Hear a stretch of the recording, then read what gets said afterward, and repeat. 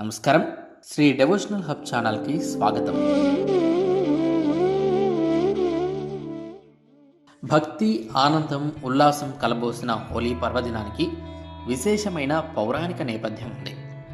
హోలీ అంటే అగ్ని లేదా అగ్నితో పవిత్రమైనదని అర్థం.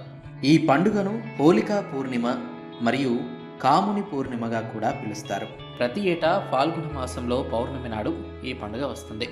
ఈరోజు మనం హోలీ వెనుక ఉన్న కథలు, శాస్త్రీయ ప్రయోజనాలేంటో తెలుసుకుందాం. పురాణ కథల ప్రకారం రాక్షసరాజైన హిరణ్యకశిపుడు కఠోర తపస్సు చేసి బ్రహ్మ దగ్గర ఒక వరం పొందాడు.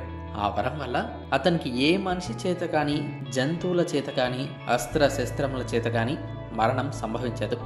ఈ వరంతో అతనికి దురహంకారం పెరిగిపోయి స్వర్గాన్ని, భూమిని జయించాలనుకున్నాడు. దేవుళ్ళని ఆరాధించడం ఆపేసి తననే పూజించాలని ఆజ్ఞాపించాడు.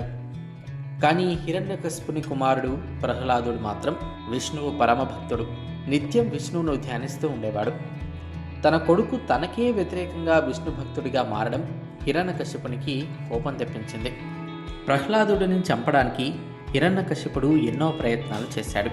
విషం తాగించాడు, కానీ అది అమృతంగా మారింది. ఏనుగులతో తొక్కించాడు, కానీ ప్రహ్లాదునికి ఏమీ కాలేదు.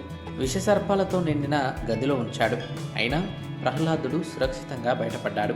చివరికి హిరణ్యకశిపుడు తన సోదరి హోలిక సహాయంతో ప్రహ్లాదుని నాశనం చేయాలని నిర్ణయించుకున్నాడు. హోలికకు అగ్నిలో కాలిపోని వరం ఉండడంతో ఆమె ప్రహ్లాదుని ఒడిలో పెట్టుకుని మంటలోకి దూకింది. కానీ విష్ణుమాయ వల్ల ప్రహ్లాదుడు సురక్షితంగా బయటపడ్డాడు. హోలిక మాత్రం ఆ మంటల్లో కాలిపోయింది. అప్పటి నుంచి హోలికా దహనం జరుపుతూ చెడుని నాశనం చేసే సంకేతంగా హోలీ పండుగను జరుపుకుంటారు. హోలీ పండుగకు సంబంధించి మరో గాథ మన్మధుని తపోభంగంతో ముడిపడి ఉంది.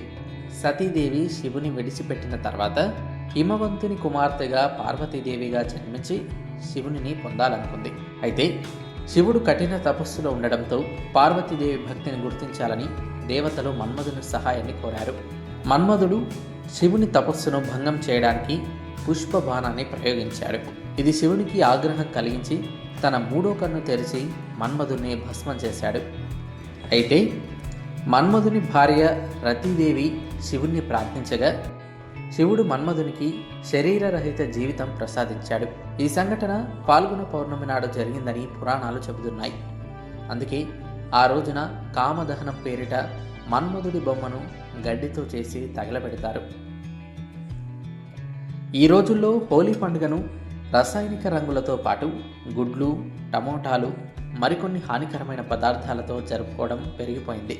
కొన్ని ప్రాంతాల్లో అశుద్ధమైన నీటిని పోసుకోవడం, కెమికల్ రంగులను ఉపయోగించడం వల్ల ఆరోగ్యకరమైన సమస్యలు, చర్మ అలర్జీలు, కంటి సమస్యలు ఎదురవుతున్నాయి. ఈ రసాయనిక పదార్థాలు పర్యావరణానికి కూడా తీవ్ర నష్టం కలిగిస్తాయి. మట్టి మరియు నీటి కాలుష్యానికి కారణమవుతాయి. కాబట్టి హోలీ పండుగను ఆనందంగా, హాని లేకుండా జరుపుకోవాలంటే సహజ వర్ణాలను ఉపయోగించడం మంచిది. పసుపు, కుంకుమ, బీట్రూట్, గులాబీ పూల పొడి, మోదుగు పూల వర్ణాలు వంటి సహజ పదార్థాలతో తయారైన రంగులు ఆరోగ్యానికి మేలు చేస్తాయి, పర్యావరణాన్ని కూడా కలుషితం చేయవు. హోలీ అనేది రంగుల పండుగ మాత్రమే కాదు, మనసుల్ని కలిపే పండుగ. ఆనందాన్ని పంచుకునే ఈ వేళ ఆరోగ్యకరమైన సహజ రంగులతో, ప్రేమతో, సంతోషంతో హోలీని జరుపుకుందాం.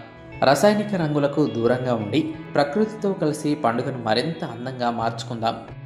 మీకు ఈ వీడియో నచ్చితే లైక్ చేయండి, షేర్ చేయండి మరియు మీ అభిప్రాయాలను కామెంట్స్ ద్వారా తెలియజేయండి. శ్రీ డెవోషనల్ హబ్ తరపున మీ అందరికీ సురక్షితమైన, సంతోషకరమైన హోలీ శుభాకాంక్షలు.